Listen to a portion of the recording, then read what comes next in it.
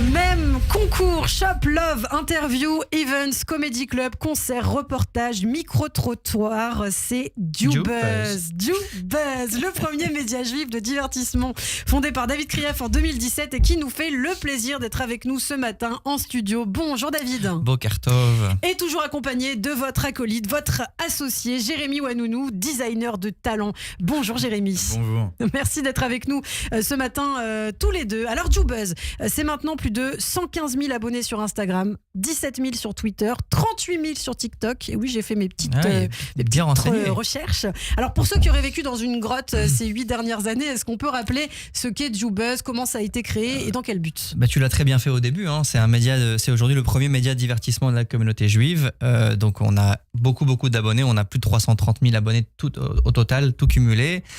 On fait des millions de vues chaque mois, plus de 10 millions par mois. Et surtout, c'est un média qui rassemble, qui est fait par des juifs, pour des juifs, et que tout le monde connaît aujourd'hui. Je pense que voilà, ça fait 7 ans. Et pas seulement d'ailleurs, parce qu'il y a des non-juifs qui adorent Dubuzz. Tout à fait, mais ça c'est nouveau, c'est relativement récent. Mais à la base, vraiment, je ne m'y attendais pas du tout. À la base, ça partait d'une blague. Exactement. On a déjà répété plusieurs fois comment c'était fait. Alors aujourd'hui, vous venez pour nous présenter donc votre nouvelle Haggadah de Pessah. Très belle Haggadah. Après le cinéma, après les élections présidentielles, après les Jeux Olympiques, d'ailleurs on les a toutes emmenées là aujourd'hui. Cette année, c'est quoi le thème, Jérémy ? Le thème cette année, c'est la musique. Voilà, on a voulu... année après année, on a essayé de coller un peu l'actualité. Parfois, il y a une actualité qui s'y prête, parfois non. En 2021, c'était le Covid. Ouais. Puis ensuite, on a fait la musique, on a fait le cinéma, les élections présidentielles et les Jeux Olympiques l'année dernière. Et cette année, il n'y avait pas forcément d'événements marquants, mais on avait à cœur de faire une Haggadah dédiée sur la musique et de reprendre des références du monde de la musique et de les transposer toujours dans la sortie d'Égypte et puis dans le texte de la Haggadah. Alors j'ai regardé justement avant que vous arriviez un petit peu ce que vous avez fait cette année. Il y a beaucoup de références. D'abord, comment vous avez travaillé pour faire cette Haggadah ? Est-ce que vous utilisez l'intelligence artificielle ? Comment ça se passe ? Alors ça dépend. On n'utilise pas forcément l'intelligence artificielle pour trouver les idées. Les idées, elles viennent tout au long de l'année. C'est un travail de 6 mois. On commence à travailler dessus en septembre. Ok. Et on lance l'impression en février. Donc c'est vraiment un truc qui dure longtemps. Ouais, c'est ça. Et donc là, sur la musique, on a fait une liste énorme d'idées qu'on pouvait avoir au fil de l'année. Et certaines ont été retenues, d'autres non. Et parfois, mais très rarement, il y a un petit recours à l'intelligence artificielle. C'était peut-être pour les images 1%, surtout. même pas. Ah ouais. Toutes les images sont illustrées par des illustrateurs professionnels. Par exemple, la couverture, c'est quelqu'un qui est à Buenos Aires qui l'a fait. Moi, j'aime bien dire aussi que ce projet, en tout cas, on utilise des ressources du monde entier parce que ça permet aussi d'aller chercher les talents là où ils sont. Ouais. Et non pas vraiment d'intelligence artificielle, sauf sur des toutes petites parties insignifiante, on va dire. Alors, il y a beaucoup de choses, ça m'a fait beaucoup rire, donc beaucoup de références à des chansons de nos parents, même de nos grands-parents. Il y a cette page, notamment début de soirée, nuit de folie. On peut chanter, en fait. Vous avez retranscrit la musique de Nuit de folie à Pessah, c'est ça ? C'est ça, en fait. Il faut rappeler aussi le but de la Haggadah, c'est de mieux vivre le Seder de Pessah. C'est très long. Ça peut être très long chez certaines familles. Donc nous, on s'est dit, il faut rendre ce Seder beaucoup plus agréable à vivre pour beaucoup de parmi nous. Et donc cette Haggadah-là, elle est évidemment, c'est les mêmes prières que celles qu'on chante depuis 2000 ans. C'est les mêmes textes, donc il y a aucun souci. C'est validé. Il y a un Rav, le Rav Shemoni, qui valide la Haggadah et qui même apporte quelques touches de Torah à chaque page. Donc c'est vraiment, au niveau halakha, c'est complètement OK. Mais le truc en plus, la petite couche en plus, c'est le côté ludique, le côté intéressant, le côté drôle. Et évidemment, donc là, cette année, c'est la musique. Comme chaque année, on a un thème, là, c'est la musique. Et oui, on a fait cette année donc des petites innovations. On a fait 3, vous verrez, il y a 3 pages. On en dévoile une peut-être aujourd'hui, mais pas le reste. Où il y a 3. Quand je t'ai stoppé d'un coup. Moi, j'avais tous mes petits post-it. On verra. Mais voilà, donc en fait, on a adapté des musiques bien connues avec des nouvelles paroles. C'est ça. Alors je vois, adaptées. Et tu chantes cette Haggadah qui te plaît. Voilà. C'est très beau. C'est ça. Chaque année, on essaie de trouver un petit peu la touche d'originalité, la chose qui va rendre cette Haggadah unique par rapport aux autres. Une année, on avait lancé un petit Où est Charlie miniature, ce qui après a donné le livre Où est Dubuzz avec 12 C'est la prochaine. 12 tableaux. 12 tableaux qui reprennent le même principe. L'année dernière, on avait des recettes de cuisine, on avait un quiz. Donc chaque année, Voilà, il y a une année où on a introduit les Il y avait commentaires. des recettes, oui c'est vrai, il y avait des recettes de C'est ça. cuisine. Et cette année, on a pris quelques chansons de répertoires variés qui appartiennent à toutes les générations. C'est donc, ça. Donc il y en a pour tout le monde.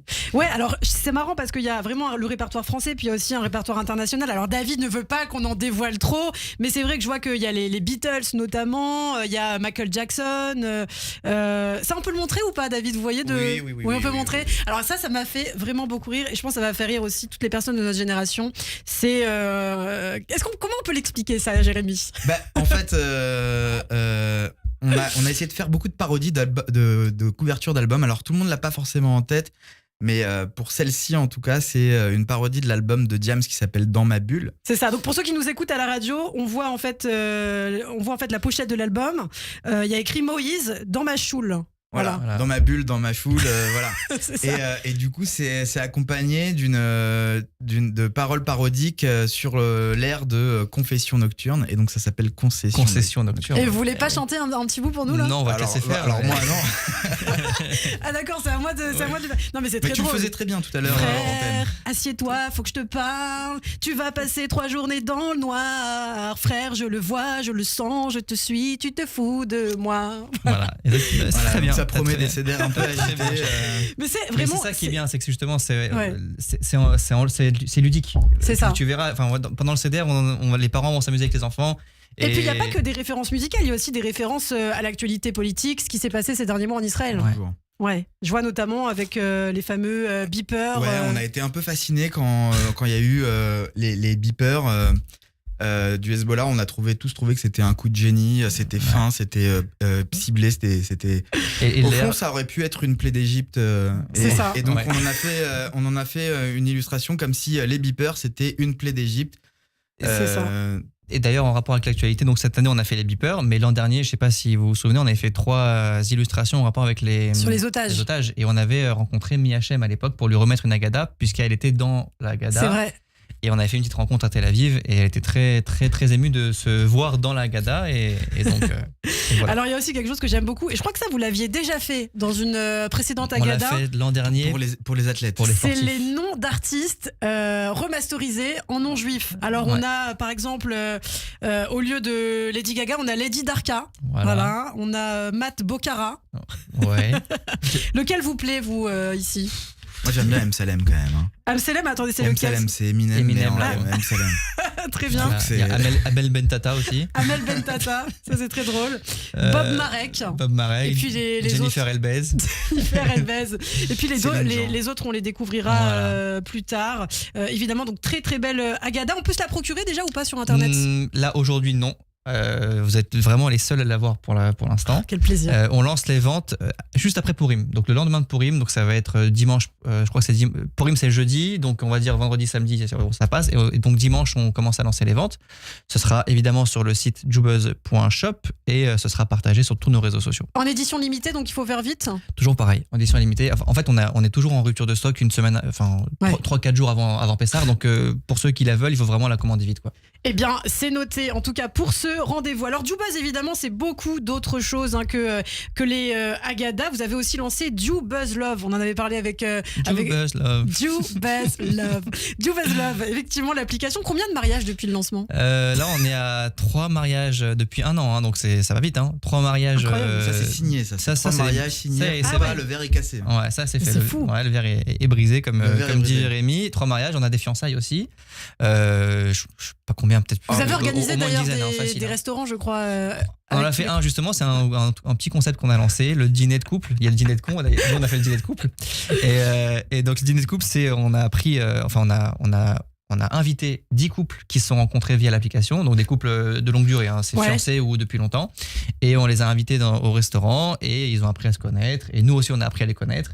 Et voilà, ça permet de les suivre aussi derrière. C'est très sympa comme concept. Il y a eu des petits ajustements ou pas sur l'application depuis? Toujours. On est en amélioration continue. On a changé plein de choses. On a rajouté des choses. Ouais. On a plein de nouvelles fonctionnalités. Je vais pas rentrer forcément dans le détail de toutes, mais en tout cas, ce qu'on essaye de faire, c'est une application qui soit le plus la plus utile possible pour les utilisateurs. Ça marche parce qu'on crée des rencontres, on crée des fiançailles, on a des... la plus intuitive la aussi. plus intuitive C'est et ça. aussi avec des fonctionnalités jamais vues. On essaie de rajouter un peu une touche d'originalité. On a fait ce dîner de couple. C'était vraiment la date minimum, je pense, pour le faire parce que la plupart des couples qu'on a rencontrés, ils se disent bah nous on s'est rencontrés le jour 1 de la sortie. C'est incroyable. Qui sont connus le premier. Attendez, jour. ça fait un an que ça a été lancé. Ils sont déjà mariés. Ouais. Ça va très vite. Il y a plein de fiançailles, une dizaine. Et même de tous les âges. Ouais. Il y a des jeunes, mais il y a aussi des gens. De 18 à 77 ans. On a une dame qui a peut-être, je sais pas, 45 ou 50 ans, quelque chose comme ça, qui se marie au mois de juillet. Incroyable. Voilà, qui a avec un homme de son âge. Oui. Oui, qu'elle a connu sur l'application.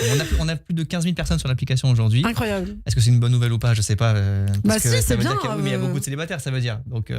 Bah oui, mais forcément, il y a beaucoup de jeunes, il y a beaucoup de célibataires. En tout cas, oui. Bien. Non, on a beaucoup de monde justement, et ça grandit de plus en plus. Eh bien, bravo. Vous faites une belle mitzvah en tout cas. Et puis, alors, il y a la Haggadah, il y a JewBuzz Love, il y a aussi le JewBuzz Comedy Club. Ça fait maintenant plusieurs années, je crois. Là, alors, on a commencé il y a 1 an et demi. C'était à Paris. On a fait 5 dates à Paris. Et cette année, on a voulu faire une tournée. C'est ça. Donc partout en France. Partout en France. Donc, on a évidemment commencé à Paris. On a fait au Théâtre Mogador fin septembre. C'était magnifique. On était 1600 personnes. Ça s'est rempli tout de suite. Et là, on est allé ensuite à Marseille. Pareil, guichet fermé. Bruxelles. Et là, la prochaine, ce sera à Genève. Ah, alors quelles sont les têtes peut-être qui seront présentes? Vous avez déjà les... Non, on n'a pas encore fixé, c'est encore une exclue. On a les têtes, mais on en parlera directement. Mais c'est vrai qu'on les connaît bien. Souvent, c'est les mêmes. David Azrian, Nina Azoulay. C'est ça, on a formé comme une mini troupe d'une dizaine d'humoristes et on tourne avec en fonction de leur disponibilité. Très bien. Eh bien, on aura toutes les infos sur JewBuzz, j'imagine. Oui, ça sera bientôt, je pense, d'ici une semaine ou 2. Vous avez aussi lancé des interviews JewBuzz Inside, je crois des podcasts avec la chroniqueuse de TPMP, Déborah Turgeman. Alors oui, c'est pas JewBuzz Inside, ça c'est le podcast JewBuzz. Il y a les interviews JewBuzz Inside et les podcasts. Non, JewBuzz Inside, c'est les reportages qu'on fait. Ah, c'est ça, c'est les reportages. Voilà, donc ça c'est encore un autre format, mais les interviews, oui, c'est les interviews un peu business, c'est le même journalistique, on peut dire. C'est un peu journalistique finalement. Oui, mais ça reste avec des entrepreneurs et on a lancé ça. Donc le premier c'était avec Richard Orlinski et le deuxième c'était avec Dan Cohen, le patron de Eleven Paris. Et il y en a d'autres qui arrivent très bientôt. Et ça marche bien? Ouais, franchement, les gens sont intéressés. Ils sont à l'écoute, sont intéressés. Après c'est des formats longs, c'est pas des formats comme on a l'habitude de faire de 3-4 minutes, c'est un format qui dure 1 heure. Ouais. Mais justement, pour ceux qui sont vraiment intéressés, ça leur permet d'aller en profondeur avec l'invité. Et d'ailleurs, un format long que vous avez fait aussi, c'est pour un partenariat avec le Mémorial de la Shoah à l'occasion des 80 ans de la découverte d'Auschwitz. Tout à fait. C'était avec Léon Lefkovitch que beaucoup... Elle a fait plus d'1 million de vues, cette vidéo quand même. C'est une interview de Léon Lefkovitch de quasiment 15 minutes dans lequel il raconte tout ce qui s'est passé dans sa vie, on va dire... pendant sa déportation. Voilà, pendant sa déportation. Et c'était très émouvant. On a vraiment... tout le monde en a parlé de cette vidéo et on est très content parce que c'était un objectif parce que la Shoah, on n'est pas du tout dans le divertissement, alors que JewBuzz, c'est vraiment le cas. Ouais. C'est vraiment un média de divertissement, mais j'avais voulu faire une petite exception. Ouais. Mais ça permet aussi de toucher peut-être des jeunes qui ne sont pas intéressés par l'histoire, qui ne connaissent pas cette page de l'histoire. C'est exactement ça, parce que j'avais vu un sondage il y a 1 an qui disait qu'il y a, je ne sais plus combien, mais une part importante de jeunes n'étaient même pas au courant de la Shoah, et je me suis dit, c'est pas possible, on peut pas rester comme ça. Donc il faut faire quelque chose, et voilà. Eh bien, bravo pour ça aussi. Alors, il y a vraiment beaucoup de projets avec vous, David. Vous étiez aussi récemment à New York pour un Shabbaton. Alors, c'est quoi? Shabbaton. C'est en fait, peut-être que vous connaissez, c'est Sit-In, c'est le mouvement de jeunesse des Chabad. Qui a organisé qui organise un voyage chaque année à New York. Et il y a ce fameux rassemblement sur Times Square que tout le monde a déjà vu. 4500 jeunes. 4500 jeunes du monde entier, dont 600 Français qui étaient présents. Et j'étais là aussi sur place pour couvrir l'événement. Et voilà, c'était incroyable. Ils top. ont tout privatisé. La Times Square, ils ont privatisé les écrans. Même le métro a été privatisé. Il y avait des rames de métro spéciales, Brooklyn, Times Square. qu'ils ont privatisé juste pour l'événement. Alors pour conclure peut-être un dernier mot. On n'a plus le temps. Greg nous dit qu'on n'a plus le temps, mais c'est pas grave. Vous reviendrez, David. Oui. En tout cas, on vous dit allez sur les réseaux sociaux de JooBuzz. Merci Jérémy Wanounou pour cette très très belle Agada que vous pourrez vous procurer dans quelques jours, donc après Pourim. Tout à fait. Et donc rendez-vous pour le reste sur vos Et il y réseaux aura sociaux. que 3 semaines pour l'acheter, donc il faut faire vite. Faut faire vite. Merci beaucoup. Avec plaisir. Et à bientôt. Merci Lana.